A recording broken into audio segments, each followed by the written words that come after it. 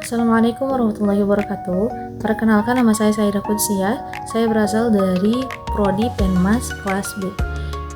Tujuan saya untuk membuat video ini karena ini adalah video untuk saya menyelesaikan tugas UTS dari mata kuliah Komunikasi Sosial yang diampu oleh Ibu dosen Anissa Fitri SPD. Baik, lanjut kepada pertanyaan yang pertama, yaitu jelaskan komponen komunikasi minimal 5. Nah, saya akan mengambil dari pertama itu komunikator, yang kedua yaitu pesan, yang ketiga itu saluran, yang keempat yaitu komunikan, dan yang kelima yaitu feedback. Nah, komunikator adalah individu atau entitas yang memulai proses komunikasi dengan memiliki ide atau informasi yang ingin disampaikan. Lalu yang pesan ini adalah isi aktual atau konten yang dikirimkan oleh komunikator. Yang ketiga yaitu saluran adalah media atau jalur fisik yang digunakan untuk menyampaikan pesan dari komunikator ke komunikan. Dan yang keempat yaitu komunikan adalah individu atau entitas yang dituju dan menerima pesan. Yang kelima atau yang terakhir yaitu feedback adalah respon atau tanggapan yang dikirimkan kembali oleh komunikan kepada komunikator.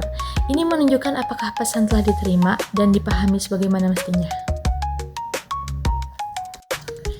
Lanjut kepada pertanyaan yang kedua, yaitu tujuan dan fungsi komunikasi. Jadi tujuan yang saya tahu yaitu mengubah perilaku atau sikap, mengubah pendapat, yang ketiga yaitu mengubah sosial atau masyarakat. Nah, mengubah perilaku ini biasanya ketika komunikasi interpersonal antara psikolog dengan individu. Ketika individu ini memiliki masalah dalam hidupnya, masalah kepribadian, nah psikolog ini untuk mengubah sikap dan perilaku seseorang agar menjadi lebih baik lagi. Lalu yang mengubah pendapat, biasanya ketika pada komunikasi kelompok, mengubah pendapat ini agar antara individu ini memiliki pendapat yang sama, karena dalam kelompok ini harus memiliki tujuan bersama. Nah, lalu yang ketiga yaitu fungsi tujuannya yaitu adalah mengubah sosial. Nah, mengubah sosial ini biasanya terjadi pada masyarakat ketika penyuluhan seperti itu. Lalu fungsi komunikasi yaitu informatif, persuasif, dan rekreatif. Apa itu fungsi komunikasi informatif? Informatif itu adalah memberikan informasi fungsinya ya. Yang kedua yaitu fungsinya adalah persuasif, dan yang ketiga yaitu fungsinya adalah rekreatif. Nah, contoh spesifik dari fungsi komunikasi yaitu fungsi komunikasinya secara pendidikan masyarakat ya. Nah, ini adalah penyuluhan kebersihan yang bisa saya berikan contohnya, penyuluhan kebersihan kepada masyarakat. Nah, ini adalah fungsi dari persuasif yaitu mempengaruhi. Jadi ketika ada penyuluhan kebersihan, penyuluh ini mempengaruhi para individu masyarakat ini untuk dapat menjaga kebersihan lingkungan, juga kebersihan dirinya sendiri. Lanjut kepada pertanyaan yang ketiga, yaitu perbedaan antara intrapersonal dan interpersonal. Komunikasi intrapersonal adalah proses komunikasi yang berlangsung di dalam diri individu itu sendiri. Individu tersebut bertindak sebagai komunikator sekaligus komunikan. Lalu komunikasi interpersonal yaitu merupakan komunikasi yang terjadi dan berlangsung antara dua orang atau lebih secara kontak langsung, baik dalam bentuk dialog ataupun percakapan.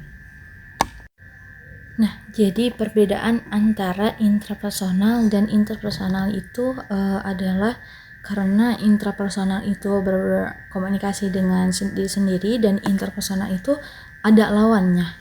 Gitu. Lalu mengapa komunikasi interpersonal ini sangat penting?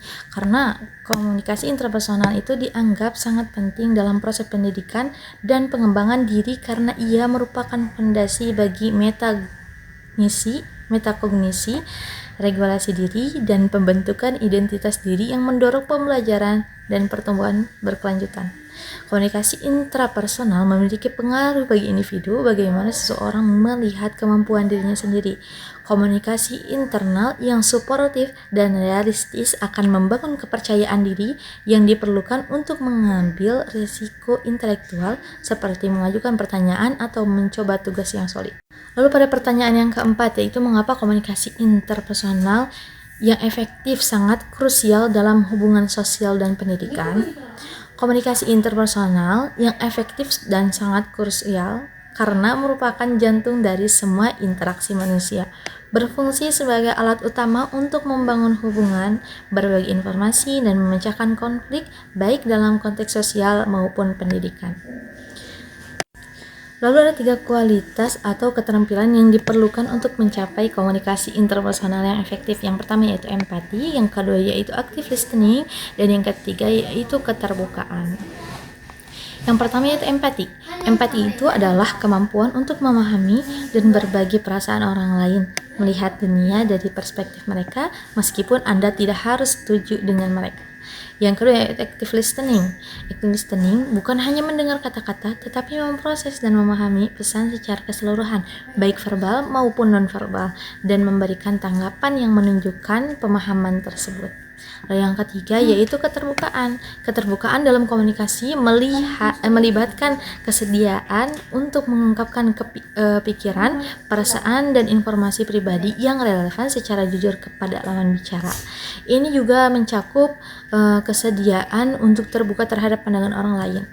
Lalu kualitas empati ini sangat mempengaruhi dinamika diskusi antara konselor pendidikan dan siswa, karena empati menciptakan lingkungan psikologi yang aman dan suportif. Ini adalah katalis yang mengubah interaksi formal menjadi percakapan yang bermakna dan berorientasi pada solusi. Lalu pertanyaan yang kelima yaitu apa karakteristik komunikasi kelompok? Jadi karakteristik komunikasi kelompok yaitu komunikasi yang terjadi antara 3 orang atau lebih yang saling terhubung dan berinteraksi satu sama lain dengan mencapai tujuan bersama. Perbedaan antara komunikasi internal dan kelompok karena jumlah orang ini yang berkomunikasi ini berbeda. Kalau misalkan perbedaan antara komunikasi internal ini biasanya hanya 1 atau 2 orang dan tidak berkelompok, hanya berkomunikasi begitu saja. Nah, kalau yang komunikasi kelompok ini jumlahnya itu 3 atau lebih dan mereka memiliki tujuan bersama, begitu. Lalu ada 3 peran yang sering muncul dalam sebuah diskusi kelompok yang efektif. Yang pertama itu task leader, yang kedua yaitu social emotional leader, dan yang ketiga itu information giver. Task leader yaitu memiliki fokus utama penyelesaian pekerjaan, pencapaian tujuan, dan output hasil kelompok. Definisi dari task leader ini adalah orang yang memegang peran ini memastikan kelompok tetap berada di jalur untuk menyelesaikan tugas yang diberikan mereka, berorientasi pada hasil, efisiensi, dan struktur. Yang kedua yaitu socio-emotional leader. Socio-emotional leader ini fokus utamanya adalah kesejahteraan anggota, moral, keharmonisan interpersonal, dan proses internal kelompok. Definisi dari socio-emotional ini, orang yang memegang peran ini berfokus pada dinamika hubungan di antara anggota. Mereka menciptakan suasana kerja yang nyaman, suportif, dan kolaboratif. Dan yang ketiga yaitu information giver. Nah, information giver ini adalah anggota kelompok yang anggota kelompoknya ini berfungsi untuk menyediakan fakta, data, pengetahuan, pengalaman, atau bukti yang relevan yang dibutuhkan kelompok untuk memahami masalah yang sedang dibahas, mengevaluasi opsi atau solusi yang ada, membuat keputusan yang terinformasi dan rasional. Baik, mungkin cukup segitu saja yang bisa saya sampaikan dan yang bisa saya jawab. Semoga cukup untuk saya mengumpulkan tugas UTS. Terima kasih sebelumnya. Wassalamualaikum warahmatullahi wabarakatuh.